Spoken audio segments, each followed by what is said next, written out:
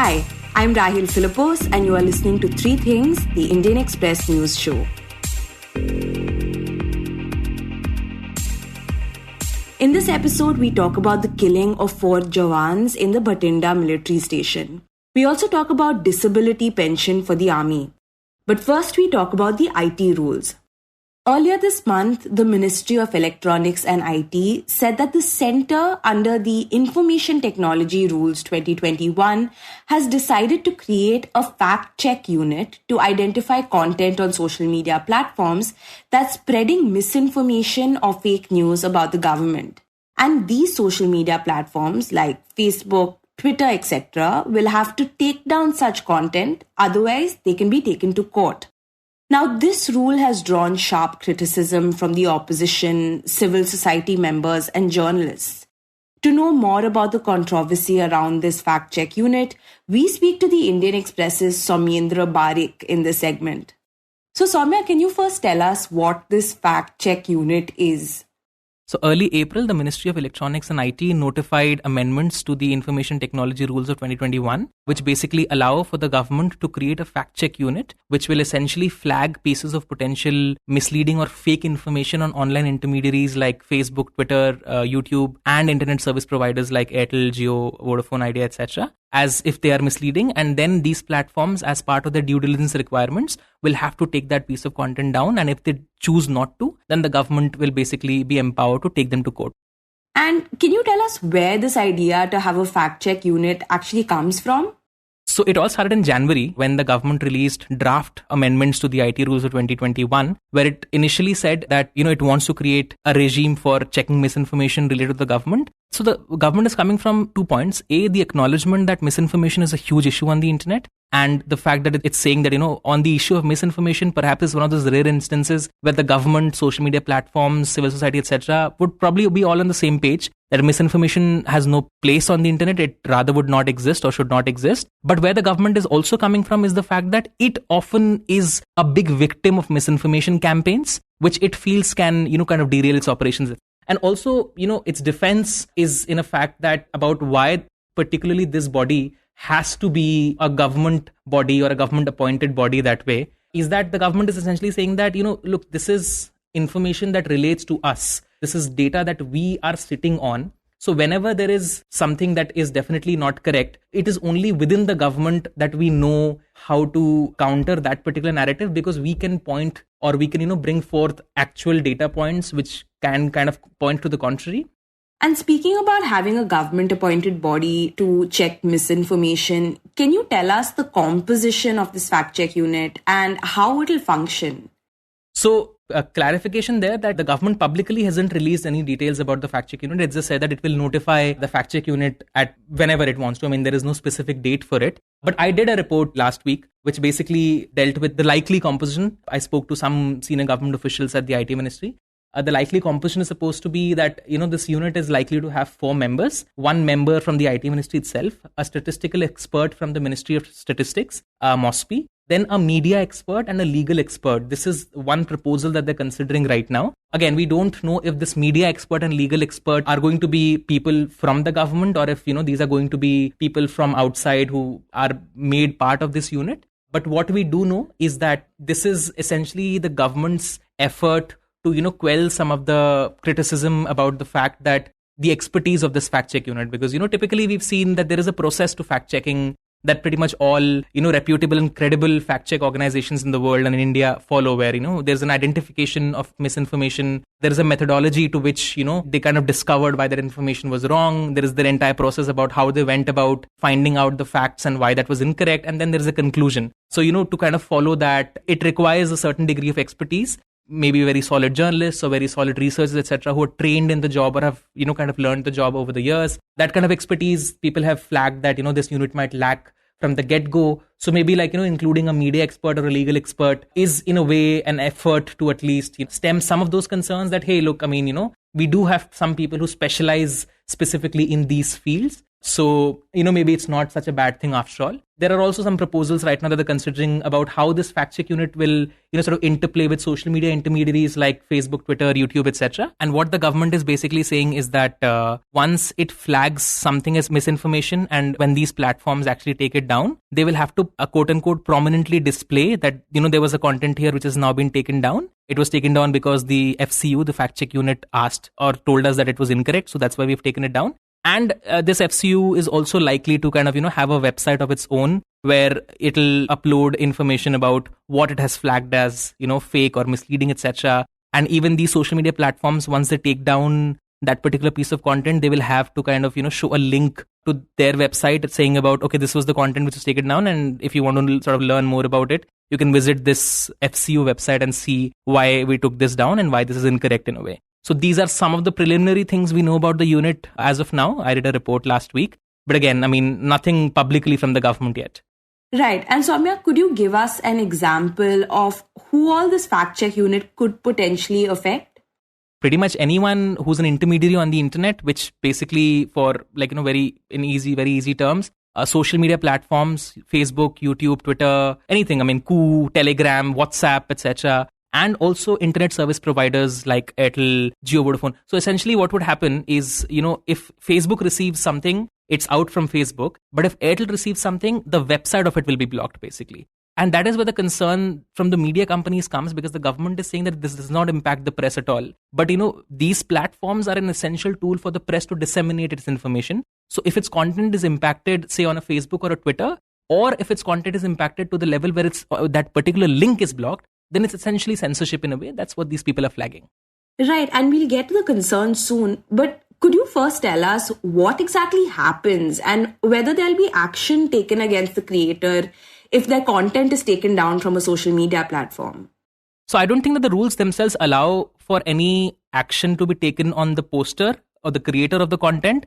What they do say is that the piece of content will be taken down. So, maybe like if it's, say, me, and say if it's my Twitter profile. So when you come on my profile, just to give you like an illustrative example, if you come on my profile and one particular tweet which, say, if the government says that was misleading and if Twitter takes it down, maybe there will be a display which says, like, there's a labeling thing that Twitter does with its community notes that why this could be misleading, etc. So maybe you could see some kind of that kind of an action there. Again, I don't know if there is a possibility where there could be an account level impact of these rules, because that's not spelled out clearly. But, we don't know, again, going forward, if there is an account which just posts misinformation all the time. And if, say, in the last 1 month, every day or practically every other day, the government has said that that person's account is putting out misinformation, what measure the platforms hosting that account take, we don't know that. The rules don't require them to do anything beyond just taking down the piece of flagged content.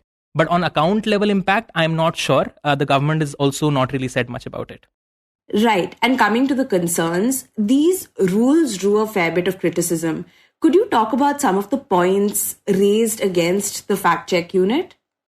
So, yeah, pretty much every stakeholder, which is not the government in a way, or maybe, someone who believes in the government's line of reasoning, pretty much any stakeholder apart from it, including opposition parties, including people in the civil society, digital rights experts, even press institutions, because there is a very real feeling that, the most primary concern there is about these rules is that now that the government has a tool like this where it can essentially dictate in a way to social media platforms that, hey, we think this is incorrect and we think you should take this down. And if you don't, then look, now the route to taking you to court is very much open in front of us.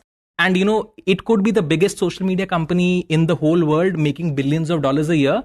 No one wants to get embroiled in a court case, because we all know that if one court case happens, it's never just one. It will open the gates to hundreds of court cases across multiple courts in the country. And no one wants to take that kind of risk, because it's, of course, very high risk. And of course, it's very resource intensive as well. So the feeling is that if something is coming from the government, social media platforms are most likely to comply with it rather than taking a stand against it, even if they believe, if that particular request is maybe not in the best, interests.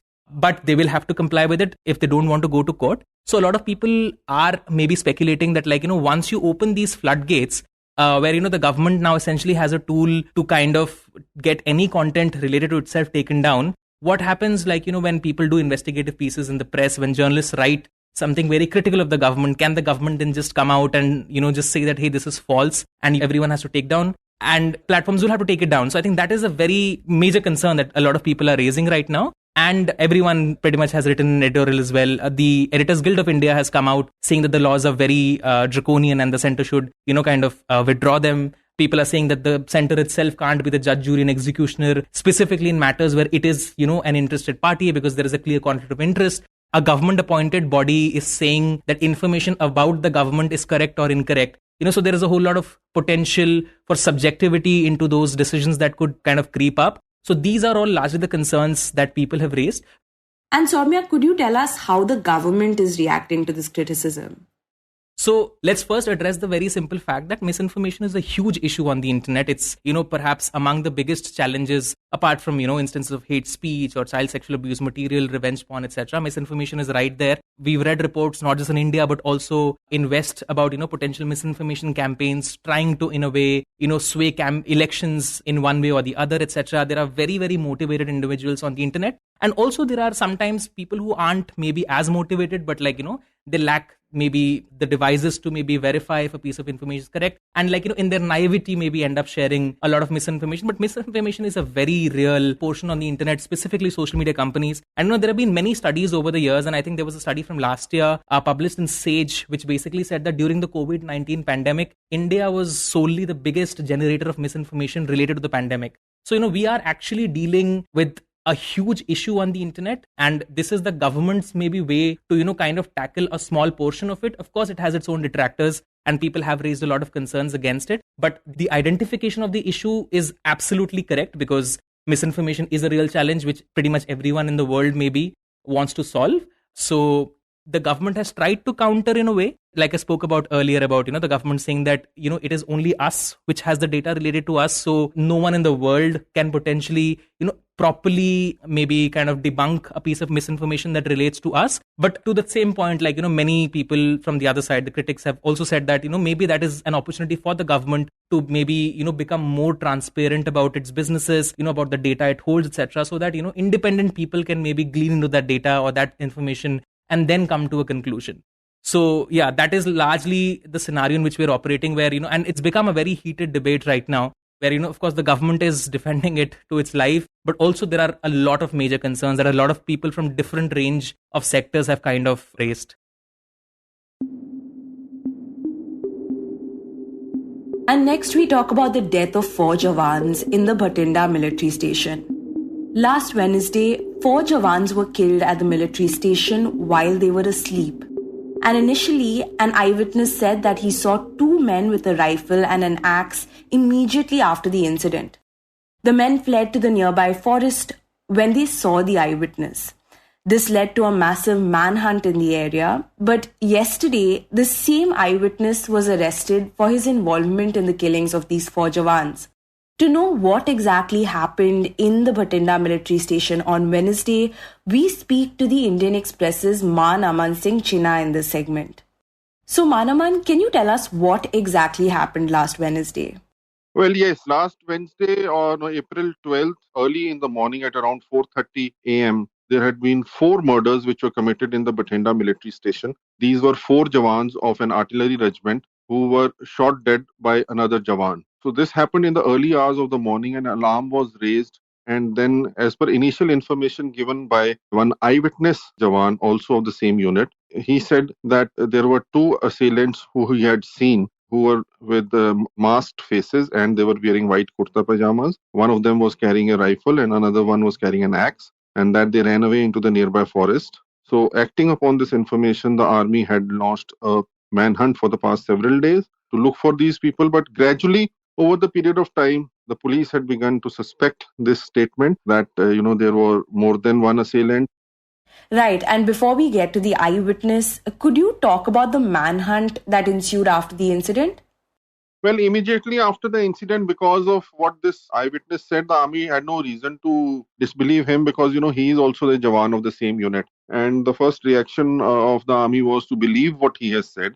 And therefore, based on that, and because, this is a border state, and such incidents can happen, outsiders can perpetuate an incident like this. On the side of caution, the army launched a manhunt within the station because Bathinda is one of the biggest military stations in the country. It has hundreds of acres of land which falls under this military station.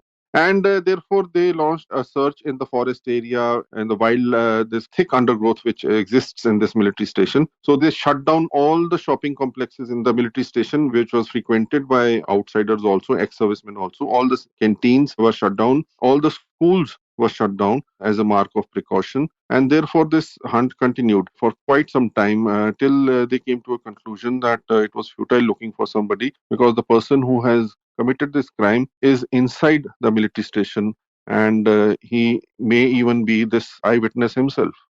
And what made the army suspect that the eyewitness was involved in the case?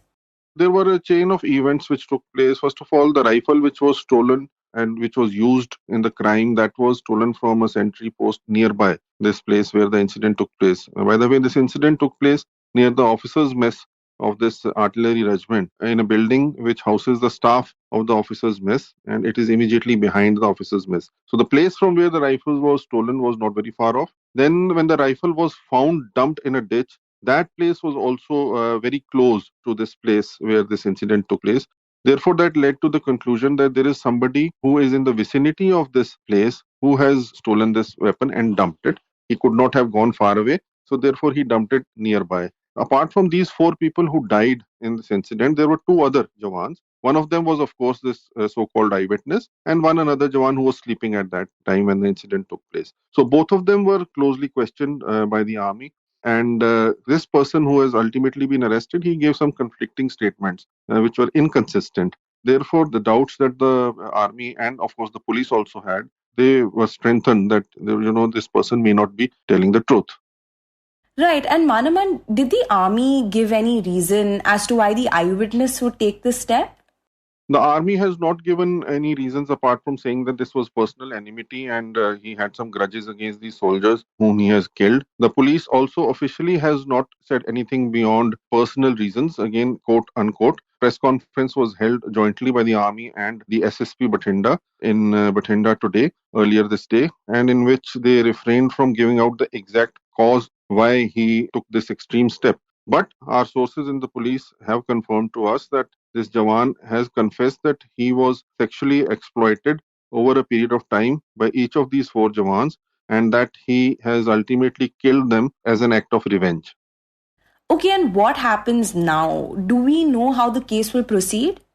Well, now that he has been arrested, he would be produced before a magistrate in Bathinda today, where the police will take his remand and conduct further interrogation to close any loopholes which may exist in the investigation. Thereafter, he will be sent to judicial remand, which means that he'll go to a jail where he'll be kept for some time. Ultimately, what is expected is that the army may take over the trial of this Jawan, because there is a provision under the law wherein if any such act takes place where army Jawans are killed or army personnel are killed, or which takes place within an army area, the army can petition the courts that they would like to conduct the trial of this person, and then in that event, he would be tried by a general court-martial of the army. Okay, and Manaman, could you tell us the kind of concerns that this incident raises for the army? Well, there would be several concerns which the army will have to address, and for that they have ordered a court of inquiry which will look into all these aspects as to how this weapon got stolen, what was the laxity that led to this rifle being stolen, why were there no armed guards in the officers' mess where this incident took place, how could this Jawan have hidden a stolen weapon for a couple of days before he used them, and also why this incident of sexual harassment took place in this mess, and why was no one in the chain of command aware of such activities taking place. Why could this Jawan not walk up to an officer or a junior commissioned officer or his CO or to a Havaldar and tell him that this is what is happening with me, please take corrective action? Why was he forced to take the extreme step of killing these 4 Jawans? So these are the questions which the army has to answer, and this army court of inquiry which has been ordered into the incident, that is expected to look into all these aspects.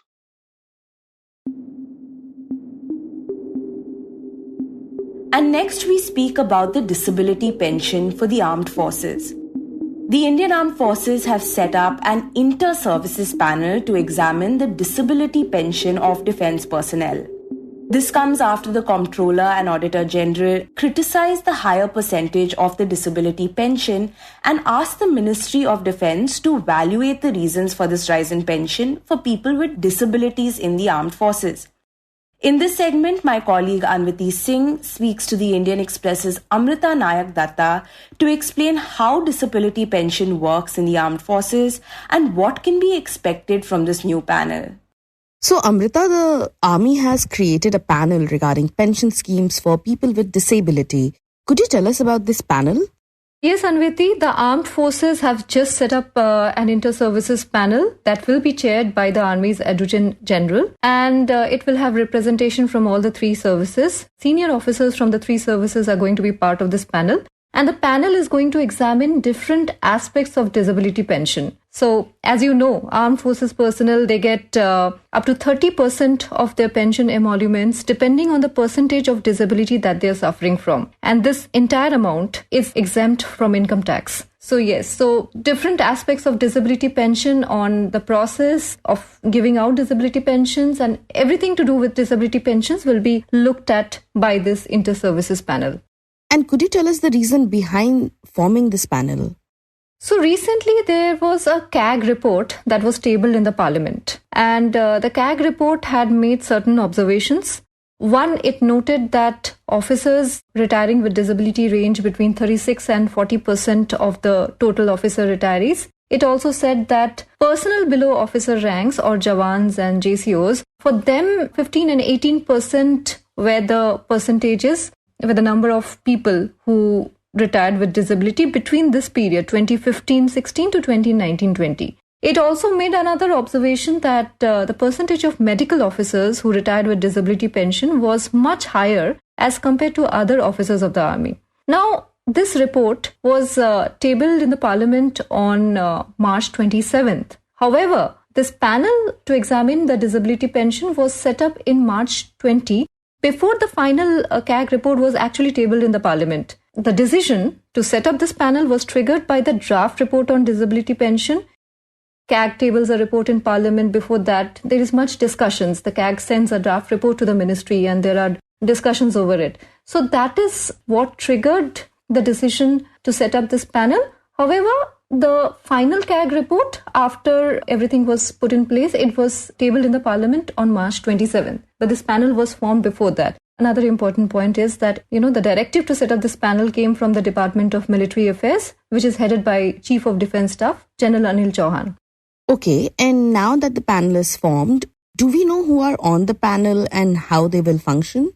It includes a senior medical officer from the DG AFMS. It includes officers from the Department of Ex-Servicemen Welfare, from Defence Ministry, from the Department of Military Affairs and the Adjutant General Batch. It will also have representatives from the personnel branch of all the three services. So it is quite a heavyweight panel that way. And it is going to have representation from all the three services, and they will look into these various questions which has been raised by CAG. For example, CAG said it has sought from the Defence Ministry to assess the reasons of why higher percentage of officers, including medical officers, are getting the disability pension. Right, and Amrita, will the panel decide who is eligible for what kind of pension based on disabilities, as in health or lifestyle-related disability versus an injury in battle or during their army work? So there are different categories of disabilities, and they are broad-banded in different categories. So for example, disabilities suffered by armed forces personnel include battle casualties, which means they were wounded in a war or in an operation, and also disabilities due to service conditions. For example, the disability element for 100% disability, which means if a person is 100% disabled due to service conditions or due to war, it is 30% of the last salary drawn. And it is proportionately lower for disability less than 100%, which means if someone is 100% disabled, the maximum disability pension he can draw is 30% of his last drawn salary. And if somebody is less than 100% disabled, say 75%, 50%, then this 30% of disability, it also goes down proportionately. So that is how it is calculated. And there is this grading to assess if someone is 20% or 30% or 50% or 100% disabled. This grading is done by a proper medical board. Right. And do we expect any changes on the categorization of the disability pensions? So the panel is going to take its time to study various aspects of disability. It is a complex issue because stress involved in serving in various difficult field locations, including in high altitude and insurgency-prone areas, often leave people from the armed forces with major or minor disabilities. And there is also an aggravation in lifestyle diseases. So there's no going away from that yes, service conditions as well as difficult climatic conditions where they serve, armed forces personnel do suffer from major and minor disabilities at times. However, time and again, various government organizations have also pointed out to some people misusing this disability pension benefit by claiming false disability. So it is some people who does that, even as a lot of armed forces people do actually suffer from major to minor disabilities due to their service conditions. So the panel will study all these aspects in detail, and it will come out with its recommendations based on which maybe there could be some changes implemented in the existing pension policy. Okay, and could you give us an idea about the amount of disability pension currently being drawn from the army? So, Anwiti, defense pensions have grown significantly over the last few years. And if I talk about just the disability pension, the exact amount is not available, but the disability pension payout would be around 4,000 crore for the last financial year, that is 22-23. And while 4,000 crore does not look like that much of an amount as the total pension, it has grown significantly. That's what officers told me. It has grown significantly from 2000, when disability pension used to be much less. And now today it is around 4,000 crore. So this has raised an eyebrow in the government. So the CAG has also said that more than saving money, a comprehensive database of pensioners is key in analyzing the main reasons for disability, including lifestyle diseases or facilitating possible corrective action. So there is also data which is missing. So in the absence of that, the auditors have said that they cannot really say that why is the numbers reflecting such high or such increase in disability pension. So they do not really know that. So that is the reason why the government has decided to form a panel which will also look at these aspects like non-maintenance of data, because if data is not maintained properly, it is very difficult to analyze on what exactly is your disability pension going in. Is it more because of lifestyle diseases, or is it more because somebody has got some sort of major or minor disabilities, which is very common, as I said, because of people serving in very difficult locations. But then in the absence of data, there are also chances of misuse in some quarters. So which is why the panel was formed to look into this in detail. You were listening to 3 Things by the Indian Express. Today's show was hosted by me, Rahel Philipose, and written and produced by Utsa, Sarmin, Anwiti, Singh, and Shashank Bhargava. It was edited and mixed by Suresh Pawar. If you like the show, then do subscribe to us wherever you get your podcasts. You can also recommend the show to someone who you think would like it, share it with a friend or someone in your family. It's the best way for people to get to know about us. You can also tweet us at Express Podcasts and write to us at podcasts@indianexpress.com.